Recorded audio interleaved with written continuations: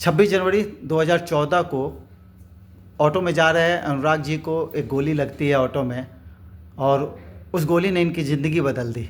कमर के नीचे का हिस्सा ख़राब हो गया और स्पाइनल कॉर्ड इंजरी के से पीड़ित हैं। उस समय इनको लगभग 100 से ज़्यादा यूनिट ब्लड की ज़रूरत थी। माँ वैष्णो देवी सेवा समिति परिवार पटना शहर को धन्यवाद करने के लिए इस बार 8 जुलाई को श्री कृष्ण मेमोरियल हॉल के मंच पे स्पाइनल कॉर्ड इंजरी से पीड़ित लोगों के साथ अनुराग जी रहेंगे। उस मंच पे स्पाइनल कॉर्ड इंजरी के से पीड़ित लोगों की आवाज़ बनेंगे। अनुराग भैया, इस विषय को माँ वैष्णो देवी सेवा समिति परिवार ने अपना हिस्सा बनाया, हम लोग आपके साथ रहेंगे। संक्षेप में क्या संदेश होगा उस मंच से भारत सरकार और बिहार सरकार के लिए? जय माता दी।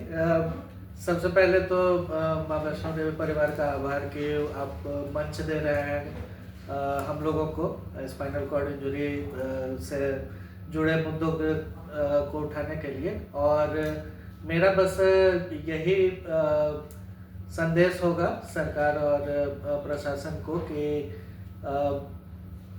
समावेशी बन सके स्पाइनल कॉर्ड इंजरी वाले लोगों के लिए हम लोगों का राज्य और देश, इसके लिए प्रयास हो और एक रिहैबिलिटेशन स्कीम हम लोगों के लिए आए।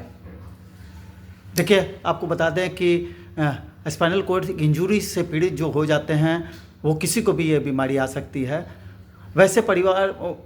वैसे लोगों के साथ परिवार की भूमिका खराब हो जाती है। वैसे लोगों को जो रूम के कमरे के अंदर बंद थे, वैसे 400 से ज़्यादा लोगों को उन्होंने उनके परिवार को कन्विंस करके कमरे से बाहर निकाला। अपने खुद मल्टीनेशनल कंपनी में काम करते हैं। अब उनकी पीड़ा को अपनी पीड़ा समझते हुए उनके लिए आवाज़ बन रहे हैं अनुराग जी। अनुराग जी, यहाँ तक का सफ़र कैसा रहा? चुनौतीपूर्ण तो था, लेकिन एक अंदर से जब मेरी जान बच गई और उसके बाद मैं खुद के रिहेबिलिटेशन के दौर से गुजर रहा था, जो कि लगभग 5 साल तक चला था। तो उस समय एक सेल्फ रिस्पॉन्सिबिलिटी की भावना आई और मुझे ये फीलिंग था कि किसी तरह जो समाज ने मेरे जान को बचाने के लिए किया है तो मुझे वापस करना है। और मेरा जीवन का उद्देश्य अभी यही है कि मैं स्पाइनल कॉर्ड इंजरी से जूझ रहे लोगों के लिए कुछ कर सकूं ताकि वो सबल हो सके और वो इस स्थिति पे पहुंच सके कि जहां अभी मैं पहुंचा हूं। मैं भी एक समय 4 से 5 साल तक घर के 4 दीवारी में सीमित था, लेकिन अभी मैं एक मल्टीनेशनल कंपनी में काम कर रहा हूँ और बीच में 2 साल MBA की पढ़ाई भी की थी मैंने IIM त्रिची से।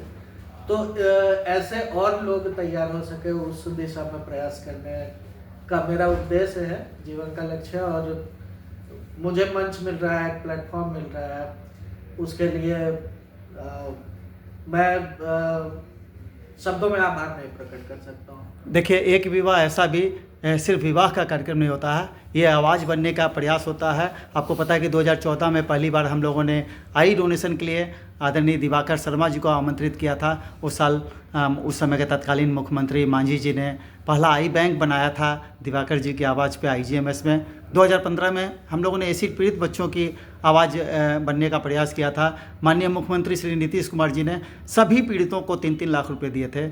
उसके बाद हम लोग थैलीसीमिया, हेमोफीलिया, कैंसर के बाद लास्ट ईयर हम लोगों ने मस्कुलर डिस्ट्रॉफी की बात की थी। स्वास्थ्य मंत्री जी ने पहला डे केयर सेंटर बनाया था और अभी बहुत सा काम उनके लिए होना बाकी है। लगातार हम लोग मस्कुलर डिस्ट्रॉफी के बच्चों के लिए काम कर रहे हैं। इस बार हम लोग अनुराग जी की आवाज़ बनने का प्रयास करेंगे। उम्मीद है आप सभी लोग जी उन बच्चों, उन पीड़ितों के आवाज़ बनेंगे अनुराग जी के साथ, जो जिनका कमर के नीचे का हिस्सा काम नहीं करता। आइए अनुराग जी के साथ एक ऐसी मुहिम का हिस्सा बने जो एक बड़ा संदेश दे सके देश भर में, और भारत सरकार और बिहार सरकार के जरिए हम लोग इन पीड़ितों की सेवा में अपने आप को सहभागी बनाकर पुण्य के भागी बने। जय माता दी।